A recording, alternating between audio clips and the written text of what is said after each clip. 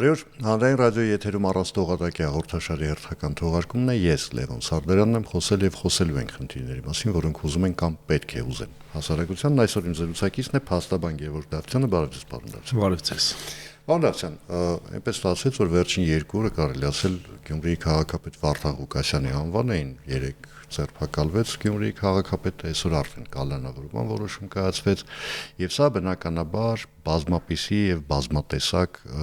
հարցեր է առաջացնում,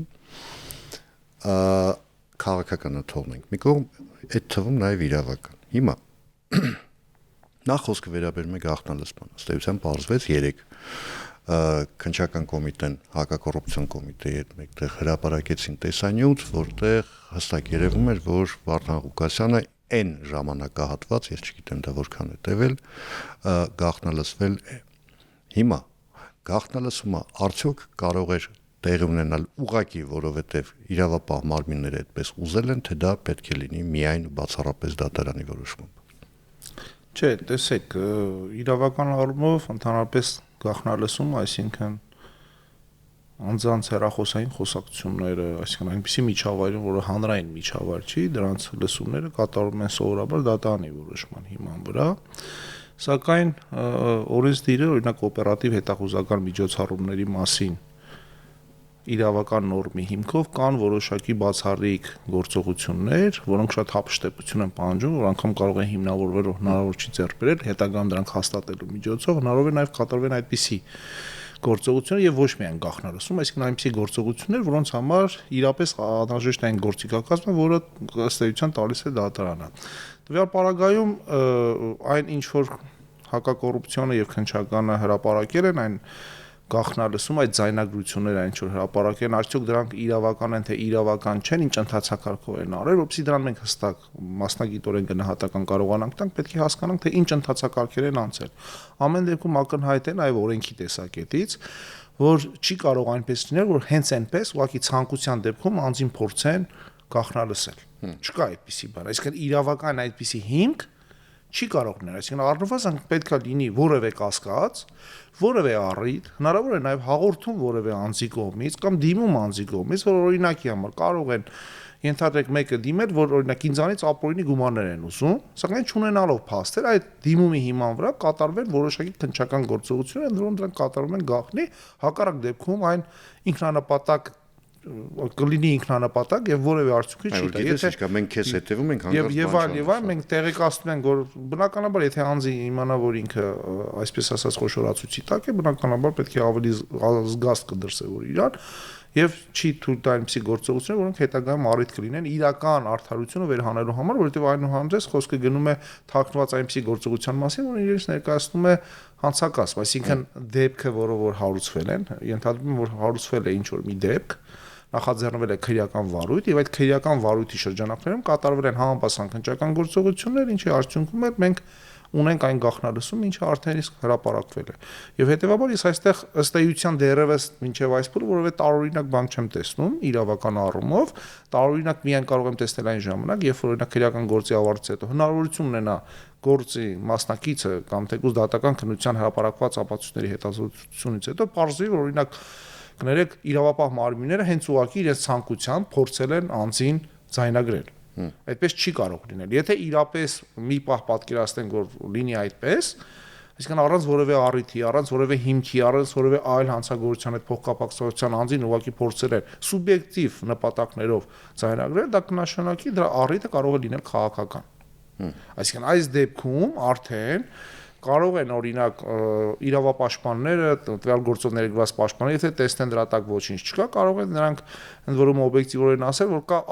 այլ հայացքներ, դրանք կարող են քաղաքական հայացքներ, չգիտեմ, կարող են ինչ-որ անձնական վրեժխնդրություն, չի բացառվում, որովհետև մեր շատ կոնկրետ այն անձին, որ դուք նշեցիք, Գյումրու համայնքապետը ըստ էության ունի նաև բավականին այսպես ասած ճուզողներ ժողովրդական լեզվով ասած, մենք գիտենք, որ նա նկատում նաև ժամանակին անգամ տեղի է ունեցել, եթե չեմ սխալվում, ահափորձ, եւ հետեւաբար հնարավոր է նաև այստեղ ոչ թե իրավապահ համակարգ, այլ իրավապահ համակարգ կապված այլ սուբյեկտիվ շահիլետ լինի։ Դա կարող է, չէ՞, օրինակ իրավապահ մարմնի աշխատողներից ինչ որ մեկը փոխկապակցել լինել այնպիսի անձի հետ, որը ենթադրենք Վարդան Ղուկասյանի հետ որևէ ձևով չի համակերպվում եւ հետեւաբար իր անձնական դրդապատճառներից ելնելով իր իսկ դիրքը կամ իր ընկերոջից դիրքը օգտագործում է ի նպաստ իր շահի, այսինքն դրանք արդեն անթույլատրելի գործողություններ կլինեն, հետեւաբար ժողովրդական լեզվով ասած բռնել է տալիս։ Այո, տեսեք, այո, այսինքն այստեղ պետական եւ հանրային շահը չի, որովհետեւ տվյալ հանցագործությունները այն հանցակազմի մեջ, որ ըստ էության որի հիմքով ձերբակալվել է եւ հիմա արդեն մեղադրանք են մեղադրում են, դա հանրային քրեական հետապնդում է, որը կապված է հանրության հետ։ Այսինքն այստեղ տուժում է հանրային շահը։ Հետևաբար որևէ մեկի անձնական շահով անձին այդպիսի հետապնդում չեն կարող իրականացնել եւ արդյունքում դա պարզվի, կստացվի, որ դա կա որոշակի անձնական վրեժխնդիրություն, որի հիման վրա օգտագործել են այդ գործիքակազմը, որը միայն տիրապետում է պետությունը կամ այն գործիքակազմը, որը նաև քաղաքական է, օրինակ եթե անգամ պետությունն է այդպես արել, նշանակում է ինչ որ մի լծակներ քաղաքական դրդապատճառներից ելնելով փորձել են ինչ որ մի բան գտնել, որպեսզի հետագա այն հիմք հանդիսանա հետագա պաշտոնավարումը օրինակ փաստացի դադարեցնելու համար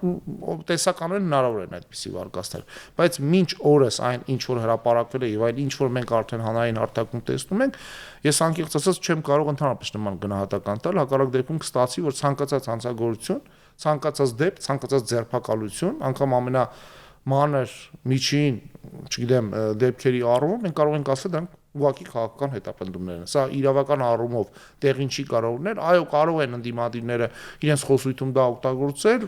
կարող են իրավունքի առումով, այսինքն նրանց արգելված չի այդ բառապաշարը օգտագործել, բայց դա չի նշանակում դա իրականություն է։ Տեսեք, ընդդիմադիրները, մարդիկ, որոնք լծվել են Վարդան Ղուկասյանի պաշտպանության գործին, պնդում են, որ հաշվի առնելով հենց այն ձայնագրությունը, այն տեսանյութը, որ հրապարակվել էր, հաշվի առնելով դա հենց սկզբունքորեն երևում է, որ Վարդան Ղուկասյանին սկսել են հետևել դեռ մինչ քաղաքապետ ընտրվելը, այսինքն եւ դրանից հետո, իսկ դա հետեւաբար ենթադրում է, որ այս գործընթացը իրավական չէ, սա քաղաքական գործընթաց է եւ հաշվի առնար է ընդդիմադիր հայացքներ ունեցող ընտրված համայնքապետի։ Տեսեք, իրավական լեզվով ասած, սա ես կարող եմ միայն խոսույթ ասել կամ ենթադրություն ասել, որը ըստ էության շատ թույլ է, այսինքն հիմքերը շատ թույլ են։ Իհարկե որևէ բան բացառել չեն կարող, սակայն իրավական, եթե մենք մասնագիտորեն ենք հարցի մոտիկանում, անգամ միջև ընտրությունները նրա նկատմամբ կատարված որոշակի քննչական, այսպես կամ հետախուզական միջոցառումները բնականաբար նորից ունեցել են ինչ-որ մի հիմք։ Կոնկրետ եթե մասնավորեցնում ենք Վարդան Ղուկասյանի, հա, իր գործողություններով մենք շատ լավ գիտենք, որ անգամ հանրային հարթակում դա կա, որ դրա նկատմամբ կան բազմաթիվ, չասեմ բազմաթիվ, միգուցե սխալվեն, թե նրա թե ընտանիքի անդամների, եւ ընտանիքի անդամների եւ որդու, եթե չեմ սխալվում, Սպարտակի հանդեպ կան որոշակի քրեական դեպքեր, որոնց մեջ նրանք մեղադրվում են կամ կասկածվում են կամ որևէ ձևով փոխկապակցված առնչվում են, հետեւաբար չի բացառվում, որ այդպիսի գործի շրջանակներում քննչական գործողությունները կատարված չեն նաև միջև դա, ու ես դա ըստ էության իրավական առումով որևէ խնդիր այստեղ չեմ տեսնում։ Եթե հաշվի առնենք, որ որդու նկատմամբ քրեական գործը շատ ավելի վաղուց էր։ Այո, շատ ավելի վաղուց էր, բնականաբար այդ քննչական գործողությունների ընթացքում հնարավոր է մենք այսպես ասեմ ակնկալեցնենք նոր դեպքի, որը բացահայտվի, տեսեք, այն իմ սկզբնական խոսքում ասեցի, որ ուղղակի չեն կարող անձին հենց այնպես լսել։ Պետք է ինչ-որ առիթ լինի։ Այս դեպքում օրինակ հնարավոր է ընտանիքի հետ կապված կամ իր հետ կապված այլ քրեական գործի շրջանակներում կատարելով համապատասխան գործողություններ, օրինական գործողություններ, քննչական գործողություններ կամ հետախուզական օպերատիվ գործողություններ, ընթացքում հասկանան, որ անձը նաև այլ արարքեր է կատարում։ Օրինակ տեսեք, ես օրինակ կներեք, ես օրինակ կոնկրետ դեպք հիշեցի նախադեպի իմաստով, եթե թույլ տաք 10-ական թվականներին Սամվել Բաբայանի դեմ քրեական գործեր հարուցվել, Սամվել Բաբայանին հետևում էին քննչական գործողություններ էին իրականացնում կամ հետախուզական եւ այդ ընթացքում նաեւ նոր քրեական գործ հարուցվեց արդեն Վահան Շիշխանյանի դեմ, որը մինչեւ այդ ֆիգուրանտ չէր։ Տեսեք, որ հենց դա է հարցը, որտեղ փոխկապակցվածություն կա, այսինքն անձը հնարավոր է հայտնաբերեն այնպիսի ելակետային տվյալներ, որտեղ որոշ անձիկ նույնպես ներգրավվածություն ունեն ու կապված ոչ միայն այս դեպքի հետ, այլ կապված բավականին այլ դեպքերի հետ եւ դրանից ծնվի նոր օրինակ քրեական գործ, նոր քրեական վարույթի հարցում, դա լրիվ նորմալ է եւ դա իրավական առումով արկա է այդ գործիքակազմը, հակառակ դեպքում կստացվի, որ պետք է միայն լինի օրինակ հաղորդում, պետք է ուղղակի միայն իրավապահ մարմինները սպասեն ակնհայտորեն ինչ որ մեկը հասարակական կարգ պահպանի, չգիտեմ, ակնհայտ բերեն ցույց տան, ասեն, տեսեք, այս մարդը այսպես անում, այսպես չի լինում։ Կարող է մի քրեական գործից հետագայում ծնվել այլ քրեական գործեր, դրանք առանձնացվեն կամ ընդհանրապես նոր քրեական գործեր ծնվեն։ Ավելին ասեմ, մենք այսպես ժողովրդական ավելի շիտ լեզվով, որպեսզի մեզ ունկնդրողը ավելի ընկալելի լինի մեր ասածը, տեսեք, օրինակ մենք շատ լավ գիտենք, օրինակ անչափահասների հետ կապված, երբ որ անչափահասները կատարում են որոշակի գործողություններ, նրանց կա այսպես չէ ժողովրդական խոսքով դրանց վերցնում են հաշվառման։ Հաշվառման վերցնելը ինքնանպատակ չէ, այսինքն այդ անձը գտնվում է խոշորացույցի տակ, այսինքն նրա նկատմամբ հսկողությունը ավելի շատ է, հետևաբար հնարավոր է հսկողություն իրականացնել, որ հետագայում կանխարգելեն որոշակի այնպիսի դեպք, որը հնարավոր է եղած լինի։ Այսինքն տվյալ պարագայում, օրինակ, եթե մենք գնում ենք հիմա ներկա օրերս, այսպես ասեմ, Վարդան Ղուկասյանի հետ կապված կան բազմաթիվ կամ մի շարք քրեական գործեր եւ նախինում եղել են, նրա որդու ընտանիքի հետ կապված եղել են եւ հետեւաբար այդ հանգամանքով պայմանավորված նրանք ենթադրում են, որ նրանք պետք է հենց խոշորացուցի տակ լինեին, այսինքն ենթադրվում է, որ հնարավոր է նրանք հետագայում ինչ որ մի բան անեն կամ արել են, որը հնարավոր է նաև բացահայտել։ Այսինքն հնարավոր է այդ շրջանակներում նույնպես ի հայտ գան նոր փաստեր, նոր ելակետային տվյալներ, ինչի հիման վրա նախաձեռնվի քրեական վարույթ, ինչի հիման վրա օրինակ փորձեն արդեն սկսեն գաղտնալսումներ կատարել եւ բնականաբար օրենքով սահմանված կարգով։ Այն որ դուք ասում եք այդ հեռախոսա այդ ձայնագրությունը, կներեք, եթե չեմ սխալվում, դա հեռախոսից չէ, դա ուղղակի ինչ որ հերավար հատուկ սարքի միջոցով, այո, դա ազգային անվտանգության ծառայության տակ միգուցե այդպիսի գործիքներ կան եւ բնականաբար պետք է որ լինեն։ Նրանք օգտագործել են դա եւ ես կարծում եմ դրա հիմքերը ունեցել են, որ արել են եւ ինչպես դուք ըստեյության նշեցիք, որ արդեն իսկ համապատասխան համակարգում հակակոռուպցիոնը քննչական կոմիտեն նշել են, որ կարգա եղել դատարանի որոշում։ Տեսեք, ինչու է դատարանի որոշումը անհրաժեշտ։ Սա նույնպես իր բացատրությունն ունի։ Հենց այնպես չի, որ օրենքը նախատեսում է դատարանի որոշում։ Դատարանը քննում է արդյոք ինչի հիման վրա պետք է անձին գաղտնալսեն։ Ինչ պատճառով։ Չեն կարող ասել, գիտեք, ինչ կա։ Մենք կասկածում ենք, որ կաշառք է վերցրել, այսինքն ուղղակի ենթադրությամբ չէ։ Պետք է այդ կասկածը հիմնավոր լինի։ Պետք է ասեն դիմում կա, օրինակ մի քանի հոգուց դիմում կա, կամ մենք այս գործի շրջանակներում տեսել ենք, որ այնտեղ ասել են այն օրինակի համար այն գումարը մեզ կտա այս մարդը։ Մենք այս հարցը կլուծենք օրինակ, բայց այն գումարը տալիք օրինական չունի։ Այսինքն դա ինչ գումար է, ստացվում է, որ սա կարող է լինի լապորինի գումար։ Այսինքն սրանք դատարանում պետք է հիմնավորվեն, ինչի հիման վրա նոր դատարանը որոշում է կայացնում, իրավաբանորեն այդպես պետք է լինի։ Թույլատրում է, որ կատարեն գաղտնալսում, եւ բնականաբար այդ գաղտնալսումը հենց ինքը անունը հիշում է, որ պետք է գաղտնի լինի։ Եվ այդ առումով էլ ըստ էության կարծում եմ գաղտնալսումը կատարվել է եւ մենք ունեցել ենք նոր փաստական տվյալներ, ես չեմ կարծում միայն դա է եղել, այսինքն եղել են նաև այլ ապացույցներ եւ սա համակցվածության մեջ արդեն իսկ կարծես թե ամբողջացնում է եւ փորձում են այդպես վարույթ իրականացնող մարմինները հիմնավորել իրենց արդեն կասկածը, իրենց հիմնավոր կասկածը եւ բնականաբար դեռևս պետք է կատարվեն քննչական գործողություններ, լինեն ցուցմունքներ եւ այլն այն անձիկ, որոնցից որ ենթադրվում է, որ նրանք կաշառք են վերցրել ինչ որ գործողության դիմաց, եթե չեմ սխալվում, շինության քանդման, շինությունը եղել է, հետո շինություն քանդենք, հետո չքանդենք, օրինականացնենք եւ այլ ինչ։ Շատ հետաքրքիր հարց է առաջացնում, այս մեր ամբողջ ժամանին, թե ես կարծում եմ դուք էլ այդ հարցը պետք է տայիք, բայց ես մի քիչ ուզում եմ առաջ վազեմ, այդ առումով ասեմ, որ նաեւ հանրությանն է հետաքրքրում, թե այդ ոնց է ստացվում, որ նախաքննական մարմինները որոշում են հրապարակել նախաքննական գաղտնիք հանդիսացող տեղեկությունները։ Այդ ամենակարևոր հարցերից մեկն է ինչի համար, որովհետև տեսեք, Վարդան Ղուկասյանի դեպքում դա արվեց, Սրբազանների դեպքում դա արվեց, հա, arczepiskoposների ձերբակալությունից եւ կալանավորումից առաջ դա արվեց։ Եվ շատերի մոտ այն որ ես կողմնակալ չեմ, ես կողմից չեմ, ես այն կողմից չեմ, բայց ես ուզում եմ հասկանալ նախաքննական գաղտնիք դրանք չենք պարունակում, որտեղ ժամանակի ես հիշում եմ, չէ՞ գործը չէր հասնում դատաքննության, գործի նյութերը չէին հրապարակվում։ Հիմա ես ասեմ, իրապես նախաքննական գաղտնիքը դա վարույթ իրականացնող մարմնի հայեցողությանն է օրենքով։ Այսինքն նախաքննական գաղտնիքը քննիչը վարում է գործը, արդեն իսկ օրենքով նախաքննական գաղտնիք է, բայց քննիչը նաև անհրաժեշտություն համարելով ինքը կարող է նախաքննական գաղտնիքը բացահայտել։ Օրինակ որոշակի դրվագ բացահայտել։ Ինչ պատճառով պետք է բացահայտվի, այսինքն ինչու է դա նրան իրավունք վերապահում, օրենքը թույլ տալի, որ նա իր համար դա նախաքննական թեև նույնպես գաղտնիք է, սակայն նա իրավունք ունի դա հրապարակելու, սակայն հենց այնպես չէ, այսինքն իր կամքով, իր ցանկությամբ այդպես չի, այսինքն սուբյեկտիվ շահով պայմանավորված չի, որ պետք է հրապարակի։ Սա նպատակաուղղված պետք է լինի կանխարգելելու որոշակի շահերի դեմ։ Օրինակ տեսեք, կա հանրության մեջ դժգոհություն, օրինակ հանրությունը կամ օրինակ ընդհանուր հանրային հարթակներում լույս է սփռում, որ անձը քաղաք բանտարկյալ է, անձը այսպիսի բան չի արել, հասկանում եք, որպեսզի հակազդվի այդ գործողություններին, չի բացառվում, որ քննչական մարմինները օրենքով սահմանված ընթացակարգի պահպանման որոշակի դետալներ հրապարակեն, ինչպես օրինակ կատարվեց Վարդան Ղուկասյանի գործով, ինչպես կատարվեց սրբազանների հետ կապված հարցերում, ինչպես կատարվեց նաև, եթե չեմ սխալվում, մյուս այդ ահաբեկչության հետ կապված այդ ձայնագրությունները, որտեղ նաև դատախազը բերեց ազգային ժողով ստիպված որոշակի դետալային հատվածներ հրապարակեց, որովհետև դրանք նախատեսված են ավելի բարձր շահի պահպանման եւ ներկայացման համար, որովհետեւ եթե դրանք չհրապարակվեն, չի բացառվում, որ հետագայում դրանք կծնեն նոր ավելի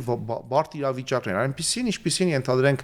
կլինեն գործադուլներ, կլինեն խռովություններ, այսինքն մարդիկ սկսեն հավատալ, որ իսկապես չկա նման բան եւ հենց այնպես քաղաքական հայացքներից ելնելով կամ ինչ որ շահից դրդրված անձանց նկատմամբ հետապնդում է իրականացնում։ Այդ իսկ պատճառով նախաքննական գաղտնիքը պետությունը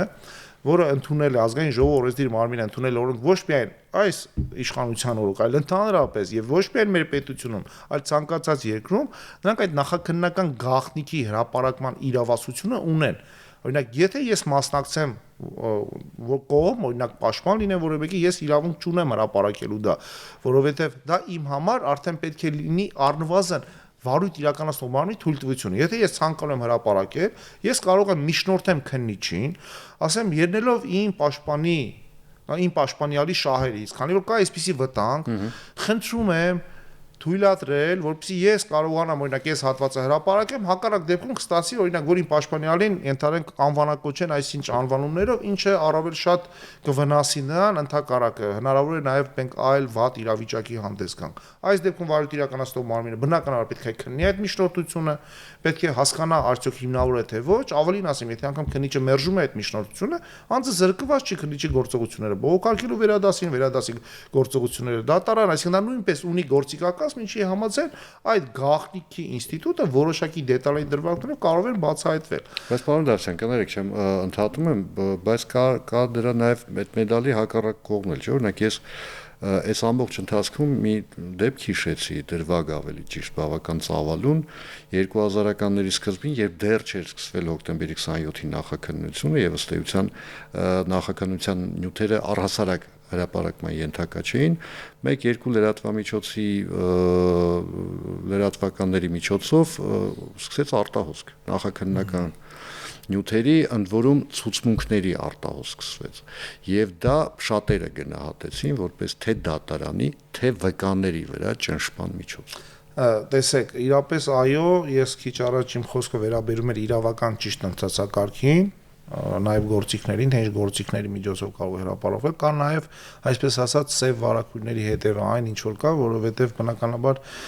լրատվական միջոցները կամ նրանց ներկայացուցիչները եւ ոչ միայն նրանք, նաեւ ցանկացած անձին որևէ ձևով ունեն շահագրգռվածություն քրեական գործերով, դրանք փորձելու են տարբեր ճանապարհներով ձեռք բերել որոշակի ինֆորմացիա տեղեկություններ, այդ թվում նաեւ ցուցմունքների ձևով, ձայնագրությունների ձևով եւ տեղի ունենա արտահոս։ Սա արդեն անօրինական ճանապարհն է, որովհետեւ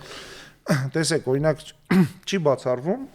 ավելի պրակտիկ օրինակ ասեմ, չի բացառվում, օրինակ վկան ցուցմունք է տալի,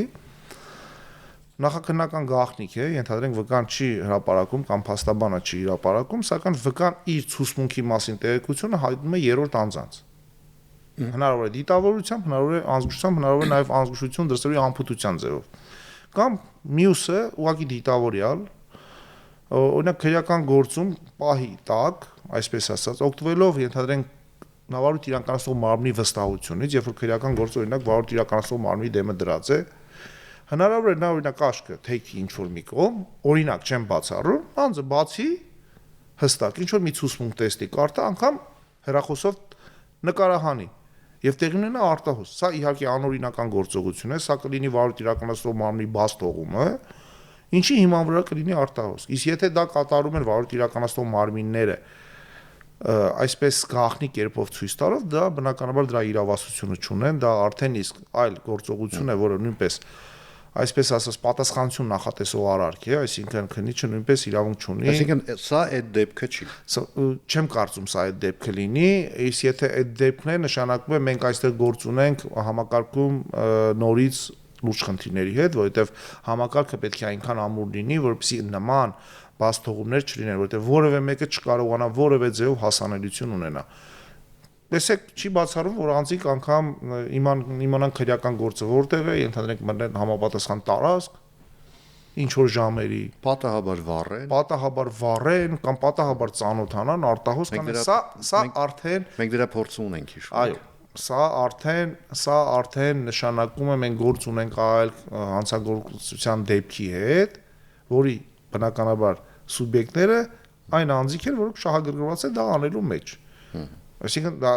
դա էլ ենք մենք համարում արտահոսք, դա էլ կարելի է համարել այսպես ասած քրեական գործերի նյութերի այսպես ասած վերցնելը կամ ավելի շատ ժողովրդական լեզվով ասած յուրացնում են իրենց համար, սակայն հետագայում դրանք հրապարակում են եւ այդ հրապարակումները կարող է լինի անանուն աղբյուր եւ մենք գնանք հետեւից չպարզենք թե ոնց է եղել։ Թեև իրականում իմ կարծիքով ցանկացած դեպքում այդ աղբյուրը հնարավոր է պարզել, եթե շատ քրտնաջան աշխատեն, այսպես ասած չբացահայտվող արարք չպետք է որ լինի, ամեն դեպքում տեսությունը այդպես է, իրավունքի տեսությունը այդպես է, մենք որ համալսարաններում սովորել ենք, նաեւ տեսական որ սովորել ենք, եթե ամեն ինչը կատարվում է ճիշտ, քննությունը կատարվում է ճիշտ, գրեթե անհնարին է չբացահայտել այն հանցավոր դեպքերը, որոնք որ կատարում են։ Հետևաբար այս առումով այս գաղտնալսումները կամ այլ ձևով արտահոսքերը դրանք ոչ օրինական ճանապարհներով արտահոսքներն են, որտեղ նաեւ պատասխանատվություն ունի ցավոք սրտի նաև պետությունը, որը ինքը պետք է այնպեսի պաշտպանական մեխանիզմներ ստեղծի, որպեսզի այդ արտահոսքները ոչ թե նվազագույնի հասցվեն, այլ ընդհանրապես բացառվեն, որպեսզի մենք այլ իրավիճակների չտեսնենք։ Եվ ընդհանրապես այդ նախաքննական գաղտնիքի ինստիտուտը պետք չի ուղղակի միակողմանի մեկնաբանել, որովհետև դա նորից եմ կրկնում, դա նախաքննական ինստիտուտի որոշ դետալային դրվագների բացահայտումը պետք է հետապնդի ավելի բարձր հանրային շահի պաշտպանություն։ Այսինքն եթե դա ուղղակի հրապարակվում է եւ դրա տակ չկա ավելի բարձր հանրային շահի պաշտպանություն, դա նշանակում է ոչ իրավաչափ գործողություն է։ Եթե օրինակ տեսեք, այսպես ասեմ, եթե օրինակ այդ ձայնագրությունը չհրապարակվեր, ինձ թվում է շատ քաղաքացիներ կհավատային նաև եւ ընդդիմադիրների եւ մյուսների կողմնակիցների, որ այդպիսի դեպք տեղի չի ունեցել։ Հիմա օրինակ տեսեք, երեք այն պահին, երբ Վարդան Ղուկասյանի աշխատասենյակում Գյումրիի քաղաքապետարանում տեղի ունենում քննչական գործողություններ, հետո արդեն ձերբակալություն տեղի ունեցավ, Գյումրիի քաղաքապետարանի մի շարք պաշտոնյաներ հայտարարեցին, որ այսօր Գյումրիի քաղաքապետարանը գործադուլ է անելու։ Դրանից հետո հրապարակվեցին այդ տեսանյութերը, ինչին հետևեց արդեն Գյումրիի քաղաքապետարան պաշտոնական հայտարարությունը, որ այսօր Գյումրիի քաղաքապետարանն աշխատելու է բնականon իր ռիթմով։ Ըստ ձեզ սա էական հանգամանք էր, թե չէ։ Սա ըստ էության քաղաքական, այսպես ասած, դրվագ էր, որով որ պաշտպանում էին Վարդան Ղուկասյանի այդ բարձր հասկանալի է, բայց ասենք հրապարակումը կանխեց գործադուլը, թե այլ հանգամանքներ կային։ Տեսեք, իրապես այո, հրապարակումը կանխեց։ Ես կարծում եմ կանխարգելիչ բնույթ ունի այդ հրապարակումը, որովհետև անձիկ հասկացան, որ կա այդպիսի բան, որովհետև չի բացառում, որ համայնքապետարանի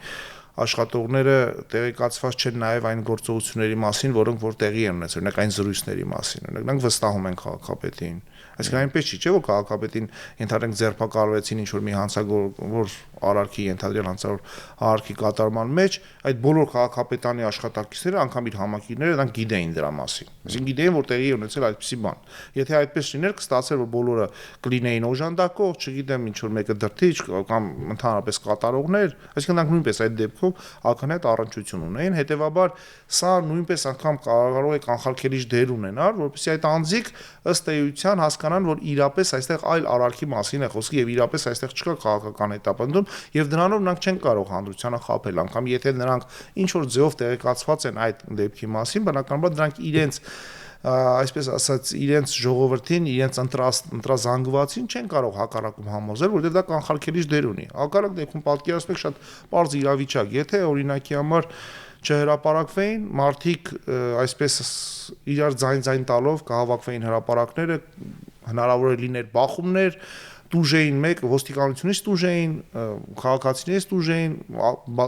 ես չեմ պատկերացնում ինչեր կարող է լինել։ Այսինքն մարդիկ հավատային, որ իսկապես ենթադրենք անձին հենց այնպես ես քաղաքական հայացքների հետ համար ձերբակալում են։ Բնականաբար կներեք, նշանակություն չունի այս դեպքում թե դու որ քաղաքական ուղղվածություն ունես, բայց դու հասկանում ես, որ եթե անգամ մյուս անդիմադիր կողմին դու իր քաղաքական հայացքների համար ես ձերբակալում, նշանակում վաղը այսօր չի բացառ, որ նույնը քո կամ քո ընտրյալի նկատմամբ լինի։ Հետևաբար դու նույնպես դա անթույլատրելի ես համարում, անկախ նրանից դու մյուս դաշտում ես, այդ իշխանական դաշտում ես, որովհետև սա, այսպես ասած, հակառակ էֆեկտը կարող ունենալ։ Հետևաբար նման կանխարգելիչ միջոցառումների մեջ կարող է նաև տեղավորվել այդպիսի գաղտնալսումների որոշակի դետալային հրապարակումներ, որովհետեւ հետագայում այլ հարցեր չառաջանա։ Տեսեք, այստեղ հետաքրքիր հարցել է բարձրանում, շատերն ասում են այդ դեպքում թող հրապարակեն օրինակ ամբողջությունը, չի են դետալային հրապարակում։ Իրապես ամբողջությունը չի կարող հրապարակվել, որովհետեւ դրանք լինեն ոչ միայն հոգնեցուցիչ, որովհետեւ դրանք կարող են էական նշանակության փաստեր ես մեզ չպարունակել։ Հետագայում բնականաբար պաշտպանական կողմերը զրկված չեն այդ ամբողջ նյութերին ծանոթանալու համար։ Նրանք ընտրեն թե որոնք են, որ առավել ենթադրենք բարենպաստ են իրենց վստահորդներին պաշտպանների շահերի պաշտպանության համար եւ իրենք իսկ հրապարակեն, որովհետեւ արդեն իսկ քրեական գործի մեղադրանքը ներկայացնելուց հետո, երբ որ գործը պետք է գնա դատարան, դա արդեն գործը այսպես ասած սկսում է դառնալ հրապարակային եւ հետեւաբար այդ առումով դրանք կարող են արդեն պնդել նաեւ նախապես իրենց կողմից բարձրացված այսպես ասած ենթադրությունները, ասեն որ դրանք ենթադրություն չէին, ուղղակի փաստորեն հիմնավորվում են մեր այդ ենթադրությունները եւ հետեւապես դրանք նույնպես դա առաջ մղեն։ Ես ինչու եմ այդ հանգամանք ուզում շեշտեմ, եթե չեմ սխալվում, գլխավոր դատախազը, երբ որ այդ ահաբեկչության հետ կապված հարցով միջնորդություն էր ներկայացնում ազգային ժողով, կար մեղադրանքներ նորից նաև գլխավոր դատախազին ուղված, որ գիտեք ամբողջական չեք հրապարակել, ձեր որ մասն է պետք է հրապարակել, դուք հասկանում եք, ամբողջական հրապարակումը նույն դեպքում են ասում։ Նույն է, դուք հասկանում եք, ամբողջական հրապարակումը դրանք կարող են լինել բազմածավալ, որը որևէ այսպես ասած էական նշանակություն չունի։ Այսինքն այստեղ վարույթ իրականացնող մարմինը հենց աշխատում է հանում է այն հատվածները, որոնք հենց ելակետային են այդ գործի ըստ էության հետագա շարունակությունը, այսպես ասած լույս աշխարհ շփռելու համար, որ տեսնել որ մարդիկ հասկանան թե ինչի մասին է խոսքը։